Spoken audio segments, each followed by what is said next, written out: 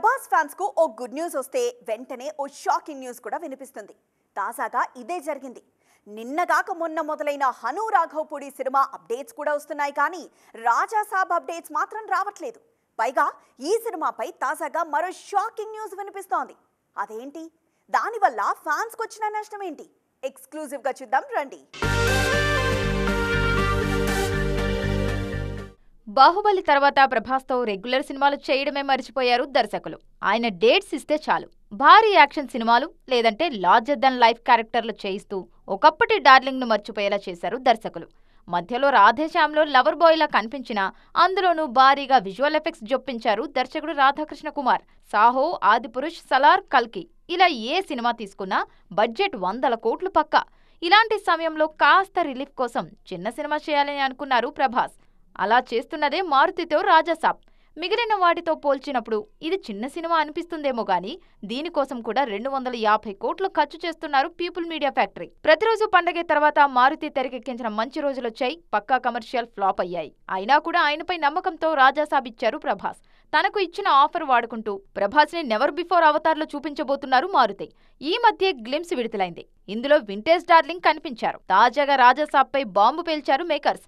October 23న Prabhas పుట్టినరోజు సందర్భంగా teaser వస్తుందనే వార్తలు పూర్తిగా రూమర్స్ అని కొట్టిపారేశారు. సమ్మర్ 2025కు రానుంది రాజాసాబ్. ప్రమోషన్స్ కూడా దానికి తగ్గట్లే ఉంటాయని చెప్పుకొచ్చారు వాళ్ళు. అయితే గుడ్ న్యూస్ ఏంటంటే అక్టోబర్ 22న మిస్టర్ పర్ఫెక్ట్ సినిమాను రిలీజ్ చేస్తున్నారు మేకర్స్.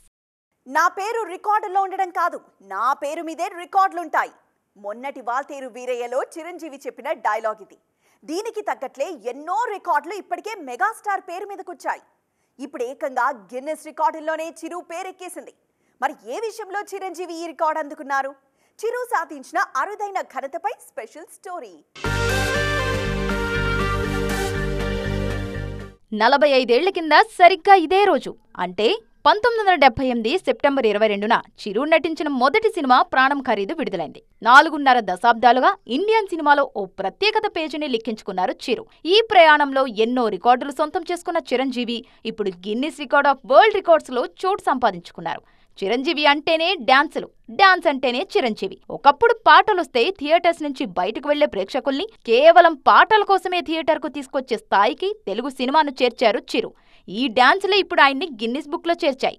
156 సినిమాల్లో 537 పాటల్లో 24,000 డాన్స్ మూవ్స్ చేశారు చిరంజీవి. ప్రపంచంలోనే డాన్సుల్లో Guinness book of world records లో స్థానం సంపాదించుకున్న తొలి నటుడిగా అరుదైన రికార్డు సృష్టించారు చిరంజీవి. తనకు చిన్నప్పటి నుంచి డాన్స్ అంటే ఇష్టమని, నటన కంటే డాన్స్ పైన తనకు ఎక్కువ ఇష్టం ఉండేదని చెప్పుకొచ్చారు మెగాస్టార్. ఎంతైనా డాన్సుల్లో గిన్నిస్ రికార్డ్ అంటే చిన్న విషయం కాదు. మెగాస్టార్ అంటే ఆ మాత్రం ఉంటది మరి.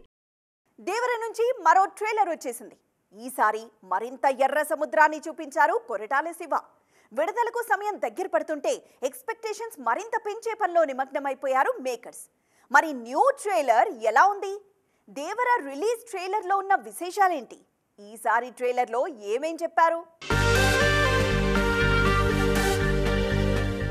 దేవర సినిమా ప్రమోషన్స్ విషయంలో ముందు నుంచి ఒకే మాట మీదున్నారు దర్శక నిర్మాతలు. ఇది రెగ్యులర్ కమర్షియల్ సినిమా కాదు, 6 పాటలు 4 ఫైట్ల సినిమా కాదు, ఎమోషనల్ రైడ్ అంటూ చెప్పుకొచ్చారు కొరటాల శివ.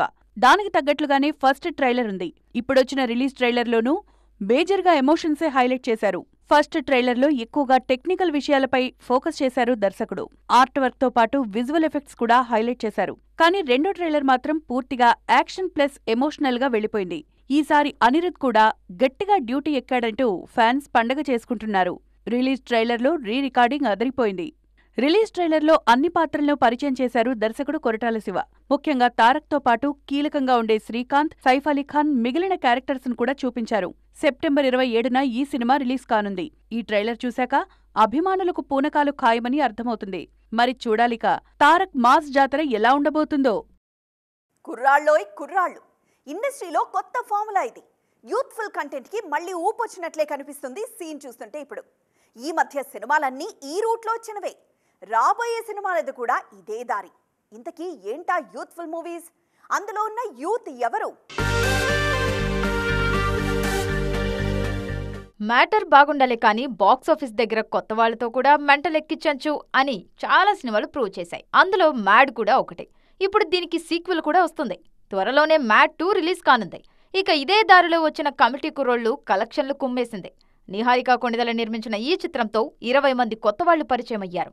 కమిటీ కుర్రోళ్లలో కేవలం కామెడీ మాత్రమే కాదు, ఎమోషనల్ రైడ్ కూడా ఉంటుంది. ఇక ఆయి కూడా పూర్తిగా యూత్ఫుల్ కంటెంట్తోనే వచ్చి మంచి విజయం అందుకుంది.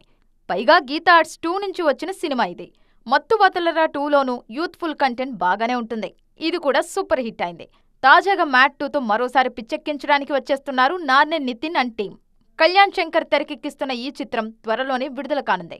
సితారా ఎంటర్టైన్మెంట్స్ నుంచి వస్తున్న సినిమా కావడంతో ప్రమోషన్స్ కూడా కాస్త గట్టిగానే ప్లాన్ చేస్తున్నారు. మొత్తానికి యూత్ఫుల్ మూవీస్ అన్నీ బాక్సాఫీస్ దగ్గర బాగానే వర్కౌట్ అవుతున్నాయి.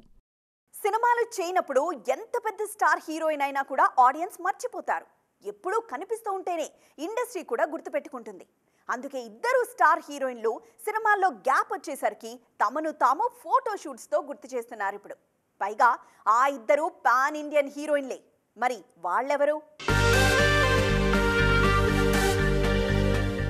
ఎంత స్టార్ హీరోయిన్ అయినా, ఎంత ఇమేజ్ ఉన్నా కనీసం ఏడాదికి 1-2 సినిమాలు చేస్తేనే వాళ్ల క్రేజ్ కంటిన్యూ అవుతుంది. లేకపోతే మార్కెట్ పడిపోయే ప్రమాదం ఉంటుంది. అందుకే సోషల్ మీడియాలో యాక్టివ్ గా ఉంటారు మన హీరోయిన్లు. ఈ విషయంలో సమంత అందరికంటే ముందుంటారు. తాజాగా ఇన్స్టాలో కొత్త ఫోటోలతో సందడి చేశారు శామ్. ఖుషీ తర్వాత తెలుగు సినిమాలేవీ చేయలేదు సమంత. ముంబైలో మాత్రమే ఉంటూ టాలీవుడ్ కు దూరమవుతోన్న వేళ చాలా రోజుల తర్వాత ఇన్స్టాలో ఫ్యామిలీ ఫొటోస్ పోస్ట్ చేశారు శామ్. తన కుటుంబంలో జరిగిన ఓ వేడుకలో కనిపించారు ఈ బ్యూటీ. ఇక రష్మిక మందన్న కూడా ట్రెండీ ఫోటోషూట్ ఒకటి పోస్ట్ చేశారు. రష్మిక కొత్త ఫోటోషూట్ వైరల్ అవుతోంది ఇప్పుడు. సినిమాల పరంగా రష్మికకు బ్రేక్ వచ్చింది. ఆ మధ్య యాక్సిడెంట్ కారణంగా షూటింగ్స్ కు దూరమైన ఈ బ్యూటీ తాజాగా ఫోటోషూట్ తో యాక్టివ్ అయింది. పుష్ప 2తో పాటు Dhanush Kubera, Vicky Kaushal Chhaava, lady oriented the girl friend సినిమాలతో బిజీగా ఉన్నారు. ఇండియన్ 2 మత్తులో పడి కమల్ హాసన్ మణిరత్నం కాంబినేషన్లో థగ్ లైఫ్ అనే భారీ సినిమా ఒకటి వస్తుందనే విషయాన్ని చాలా మంది మర్చిపోయారు. ఇంతకీ ఆ సినిమా ముచ్చట్లేంటి?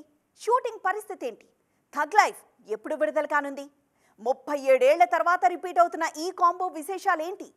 అసలు థగ్ లైఫ్ ఎంతవరకు వచ్చింది?